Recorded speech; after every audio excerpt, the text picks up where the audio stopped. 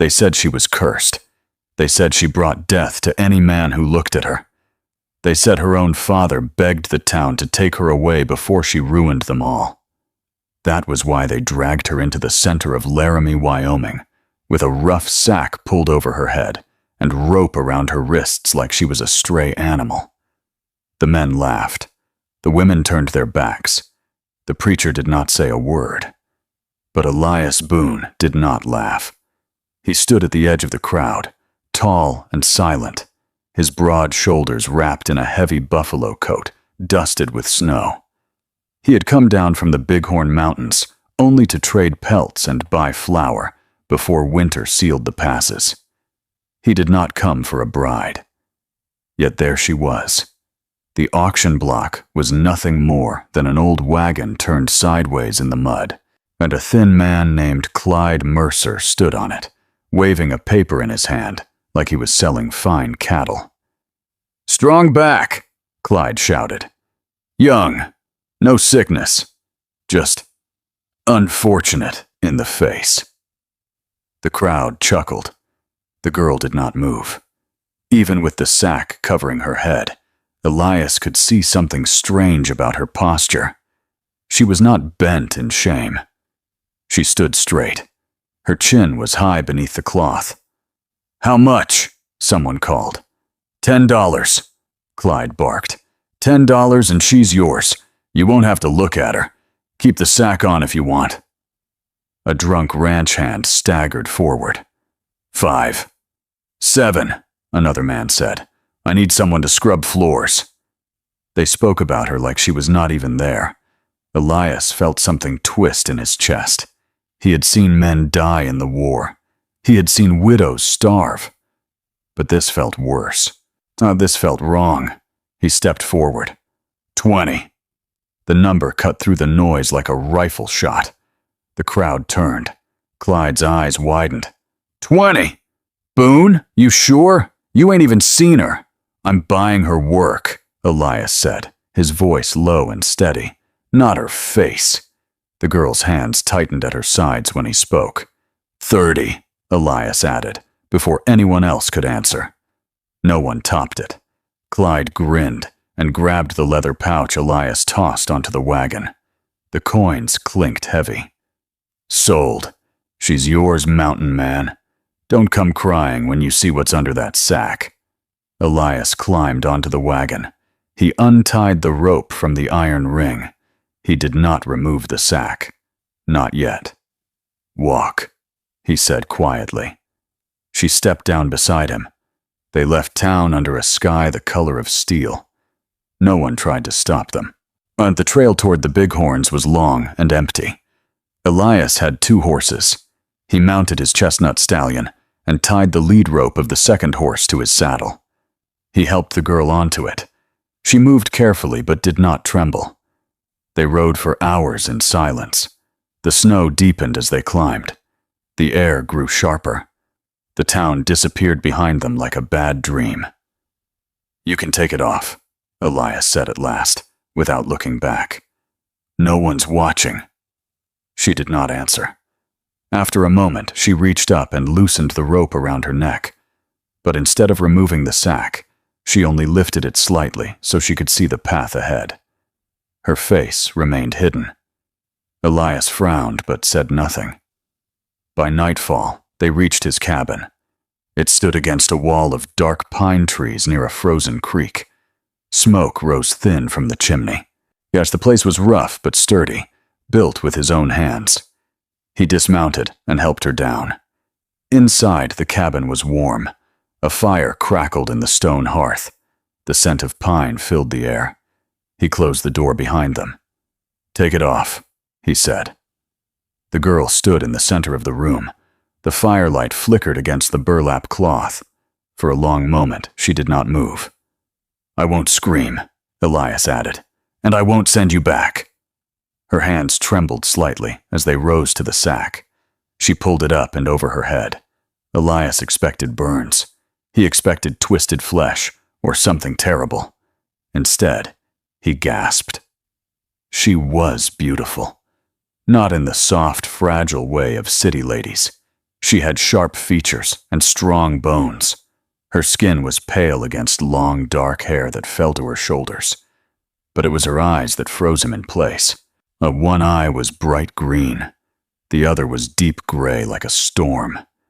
There was a scar along her cheek, thin but long, as if someone had cut her on purpose. She stared at him, waiting for disgust. "Well," she said, her voice steady. "Do I look cursed?" Elias stepped closer. He studied the scar. It was not an accident. It was a mark made with anger. "Who did that?" he asked quietly. "My husband," she said. The word hung heavy in the air. "I ran," she continued. "He caught me. He said no man would ever want me again, so he made sure of it." Elias's jaw tightened. "He told the town I was mad, that I tried to poison him. They believed him. And the sack? He said my face scared him." Elias felt heat rise in his chest. Not fear, not shame. Rage. "What's his name?" he asked. "Caleb Turner." Elias knew it. Turner owned half the cattle in the valley below Laramie. A powerful man, the kind who thought money made him untouchable. "He won't come up here," Elias said. "He will," she replied. "He doesn't let things go." Elias studied her again. "What's your name?" "Rebecca Hale." He nodded. "You can have the loft. I'll sleep down here."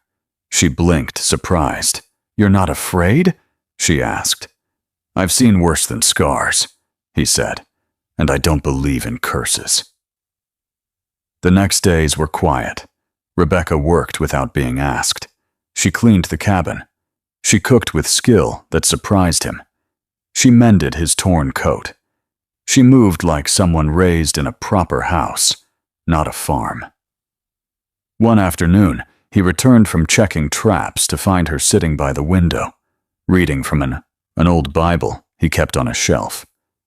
"You can read?" he asked. She looked up. "My father was a schoolteacher." Elias sat across from her. "Why did you marry him?" he asked gently. Her hands tightened around the book. "I didn't have a choice." Snow began to fall harder that week. The mountains grew silent.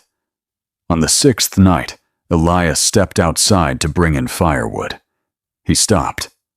Tracks. Fresh ones. Horse tracks. 3 sets. They circled the cabin and led back toward the valley. Elias's stomach went cold. He walked back inside slowly. "Pack what you need," he said.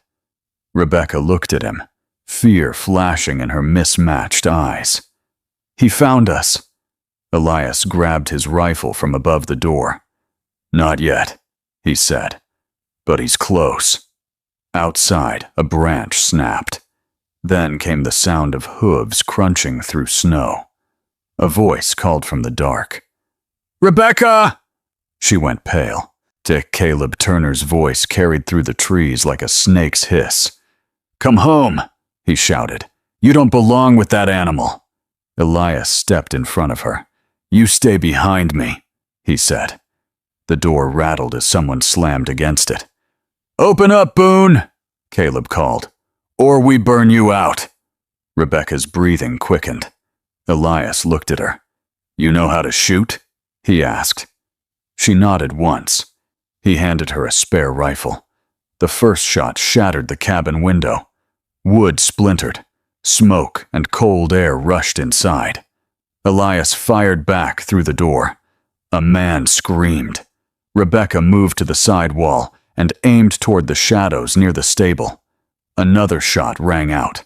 More shouting. Caleb's voice roared in anger. "You think you can keep what's mine?" Rebecca's eyes hardened. "I was never yours," she whispered. Elias glanced at her and saw something fierce rise in her expression. Not fear, not shame. Strength. The door cracked under another heavy blow. Elias reloaded. "They'll try the back," he said. Rebecca ran to the rear window. She steadied her rifle and waited. The latch began to move slowly. Without hesitation, she fired through the wood. A body fell. Silence followed. For a brief second, the snow outside swallowed all sound. Then, Caleb shouted from somewhere near the tree line, "This isn't over!" Elias stepped to the broken window. Through the blowing snow, he saw a figure retreating on horseback. Caleb Turner was not dead. He was retreating. But the look he gave the cabin before vanishing into the storm promised something worse than tonight. Elias shut the door and barred it tight. Rebecca stood shaking now, the rifle still in her hands. He walked to her and gently lowered it. "You did good," he said. She looked at him, tears finally breaking free. "He won't stop." Elias stared into the storm outside. "Then neither will we." The wind howled against the cabin walls. Winter had only just begun. The storm lasted 3 days. Snow buried the cabin halfway to the windows.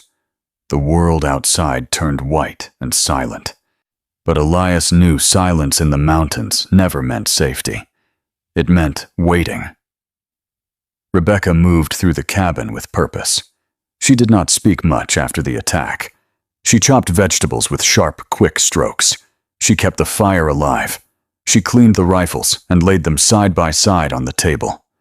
On the second night, Elias woke to the sound of her crying softly in the loft. He sat up on his cot near the door. "Rebecca," he called gently. The crying stopped. After a moment, she climbed down the ladder. Her hair was loose around her shoulders. The scar on her cheek caught the firelight. "I dreamed he found me again," she said. "Only this time, no one was there to help." Elias stood. He walked to the hearth and added a log.